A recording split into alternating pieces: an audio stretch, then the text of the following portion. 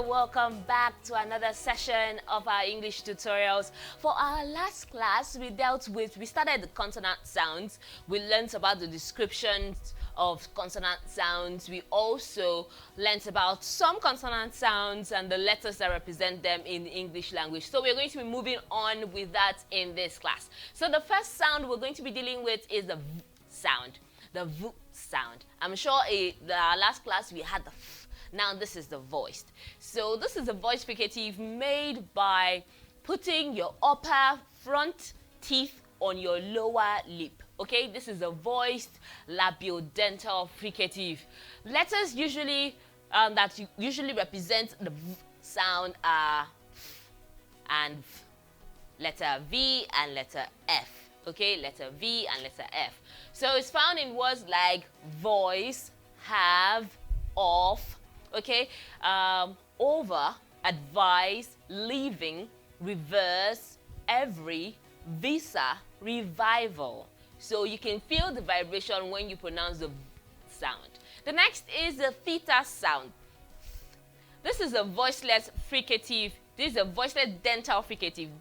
Dental in the sense that your tongue had to come in between your two teeth.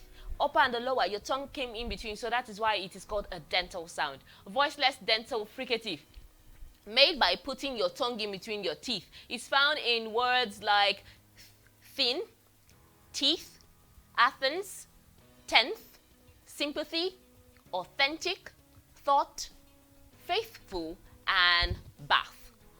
Bath. This is the bath that has the bath as a noun, okay? Go have your bath as a noun. This is bath. And also as, let's just say the bathtub. This is the type of bath that you pronounce with this one, with the voiceless dental fricative. Why I'm stressing this, because there's another one right here. This is a voiced dental fricative. This is v, v. Unlike the other one, this is v. It is made by putting your tongue in between your teeth also. And we have this in v, this, breathe, father, mother, brother, bathe. So we can see for this, for the last sound, we had just bath. Now this one, we are having the E at the back of it. This is bathe. This is the action of having your bath. That is what they call it, bathe. So it's not the same thing, okay? And they are pronounced differently. The other one is bath. This is bathe with the E at the back. So we also have tithe. We also have though. Though is different from thought. Though. Whether, there, than, the, whether, that, those. You might have noticed that both the theta sound and the v sound are represented by the th in English. That's just it. They are both represented by th, but you have to know which word is v and which word is f. You just have to learn it. But so far, I think I've mentioned basically most of the words that come with the v sound. This is it. So take note of it. Don't mix it up, okay? All right. So the next sound we're going to be learning is the S sound. This is the voiceless alveolar fricative. Voiceless alveolar fricative, made by putting the tip of the tongue nearly on the alveolar ridge. Letters that usually represent this is letter S. Sometimes also you see letter C. So let us check out examples of the S sound. We see C, we see city, we see pass, we see lesson, we see cynic, we see incest. So you can see in the word incest, we have the C, we have the S representing the S sound. We have loose, we have Cyril, we have fast, we have censor, we have Russell, we have seat. Okay, now you know which letter represents the S sound. Do not get it wrong, okay? It is not incest, it is incest. Okay, even if you see the C, it's incest. S. We have the Z sound. Z. This is the voice of the other one of these sound. Voiced alveolar fricative, made by putting the tip of the tongue nearly on the alveolar ridge, and it makes a vibration at your vocal cords. Letters usually represent it as sometimes S, and most of them, so rarely the TH, okay? So now let's find out examples of Z sound. We have zoo, we have rose, we have clothes, we have asthma. It's not asthma, it's asthma. We have abysmal, we have clumsy, we have lesbian. It's not lesbian, okay? Even if it's this S that is there, even in letter S, it's not lesbian, it's lesbian. Resist, not resist, resist with Z. We have clothes, we have disease, we have diesel. Next is the sh sound. Sh sound. Voiceless fricative made by putting the tip of your tongue a little bit past the alveolar ridge. Letters that usually represent this sound is the SH, SI, CH, the T, and sometimes even the S. So let us look at the example. We have for the letter S, we have she. For the letter S also, we have she, sure, session. For the letter T, we have emotion, we have leash, we have chauffeur, we have English, SH combination, we have issue, double S combination, we have shy, SH combination too. We also have famish. Shh. Now, this is the voiced version of the other. J, j, j, j. Voice fricative made by putting the tip of the tongue a little bit past the alveolar ridge. Letters that usually represent it are G, letter G, combination of SI, TI, and letter Z, sometimes also letter S. So let us find out. We have the genre, genre, pleasure, beige, beige, seizure, vision, vision, vision, azure, azure, measure, measure, visual, usual. All right, so moving on, we have the ch. This has the plosive, the voiceless plosive in front of the voiceless fricative. Okay, we have sh, sh, making it an affricate. Okay, this is a voiceless affricate made with the tip of the tongue on the alveolar ridge. Letters that usually represent it is the sh and sometimes the t. Okay, so let us look at examples. We have chair, nature, ch, ch, ch. Make sure that when you're pronouncing it, it's different from sh, it's different from j. Okay, ensure that you put the T in front and you also put the sh in front. Ch, ch. Chair, nature, teach, church, check, stretch, wretch, wrench, actual, gesture, gesture. Next we have, this is the voiced affricate, made with the tip of the tongue also on the alveolar ridge because it is starting with an alveolar sound. Letters usually represent it. We have the J, sometimes the G, sometimes the combination of D and G. And sometimes also we have the D. Letters that represent this J, J sound. We have gene, gene, joy, edge, judgment, gesture, jungle, just, charge, bridge. So you can see that letter J, letter GE, letter D, GE, letter G, letter D, letter G also, G and J, they represent the sound J, J. The D before the J, D before the J, J, J. Moving on, we have this voiceless glottal fricative. It is glottal because it's pronounced really at the back of the throat, where we have the glottis. There's a free flow of air. There's a free flow of air coming out. So it is voiceless. Most times you might not even hear it. It's just as simple as that. So we have house, we have home, we have forehand, we have humble, we have hygiene, we have handsome, we have behalf, we have honey, we have hope. Having said that, so now let us move to the nasal sound, nasal bilabial sound.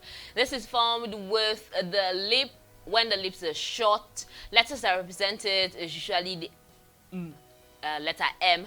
So it's found in man, them, hammer, swarm, number, film, lamb, comb, womb, mercury, bomb, market. Okay, this is not comb. The B in comb, lamb, womb, and BOM are all silent. Okay, in our subsequent classes, we're going to be learning about silent sounds and letters in words, so you would know, so that you do not make mistakes when you're pronouncing these words or when you're trying to write and put in the determiners or the past tense or all of that in constructing your sentences. So we're going to be learning a whole lot. You don't want to miss it. So the next is the sound. Well, so we have, this is a nasal sound formed with the back of the tongue on the soft palate. Letters that usually represent it, we have the NG, sometimes part of the NG, and we have NK. Found in words like ringer, sing, finger, drink, bang, language, hunger, punctual. The N right there in punctual, this is where we have the sound. So we also have it in jinx, jinx. We also have it in periwinkle. We also have it in wing. We also have it in young. So the next sound is the N sound. This is the nasal alveolar plosive, a nasal alveolar sound, and this is formed with the tip of the tongue on the alveolar ridge. Nasal alveolar, yeah, the nasal alveolar made with the alveolar. What part is that again? Yeah, it is voiced. I was trying to look at the three different components because there are three different components to use to describe a vowel sound. Either it's voiced or voiceless, either the point of articulation, which is the alveolar or what part of the mouth, and also the method for which it is produced. So now we have letters that represent the sound is, we have the N, letter N, just that.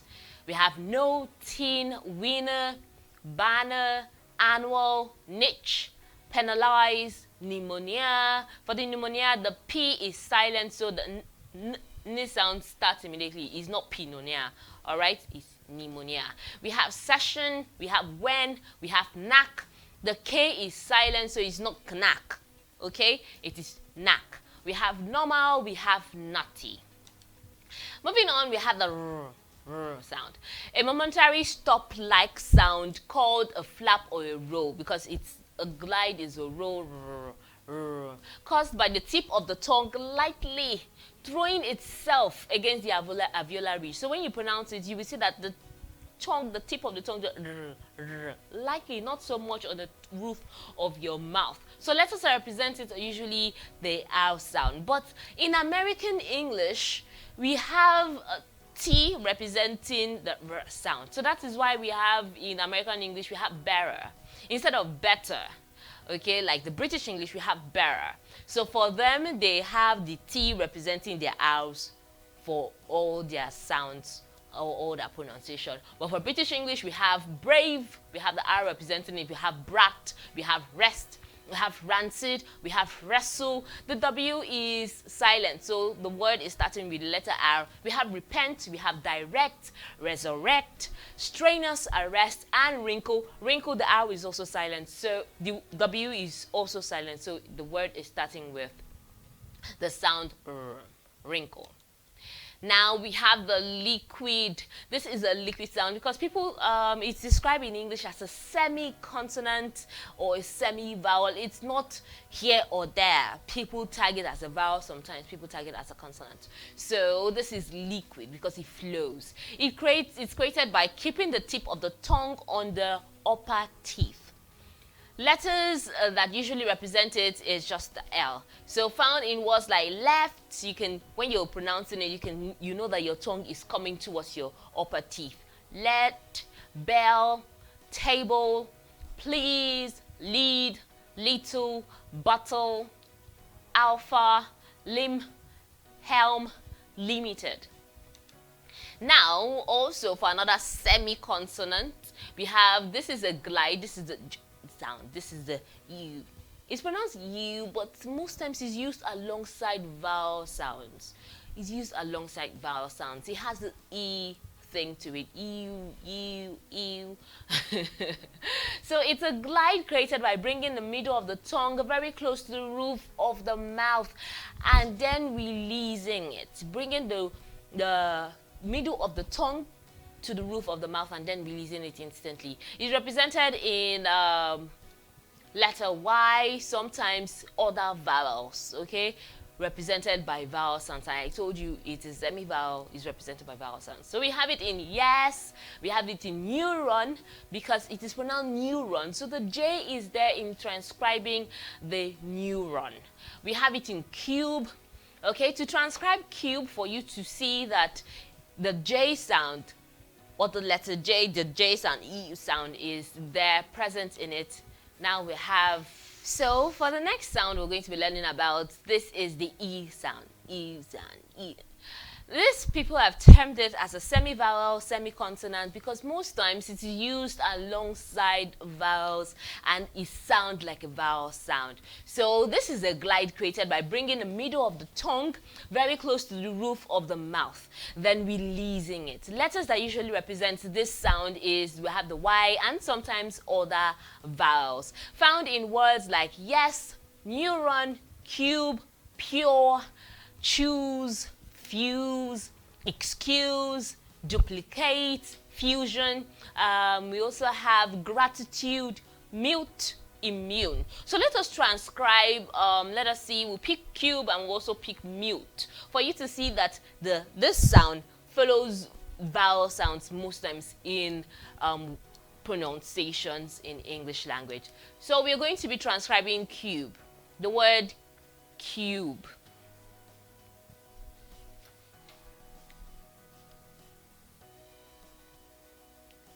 So we have cube here.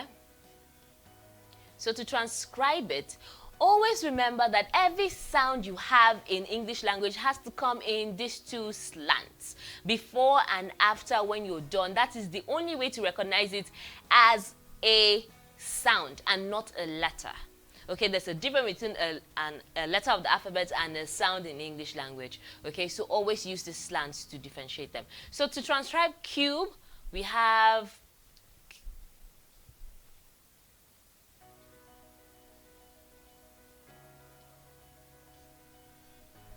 cube, cube. So you can see that in this part, this is where the J comes in.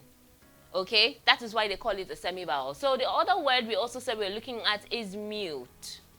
Mute. The J is also there. The J, E sound is also there. So we have mute, the long U sound, then we have the T, mute. All right.